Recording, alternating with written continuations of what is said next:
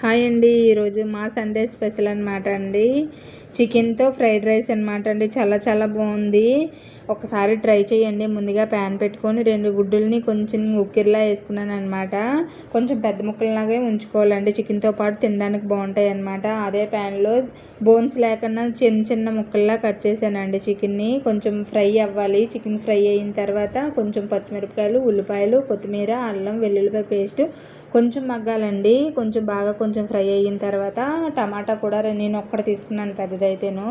అది కూడా కొంచెం ఫ్రై అవ్వడానికి మగ్గడానికి కొంచెం సాల్ట్ వేసుకొని మగ్గించుకున్నానండి. తర్వాత కొంచెం కారం, ధనియాల పొడి, గరం మసాలా, చికెన్ మసాలా, కొంచెం పెప్పర్ పొడి వేసానండి.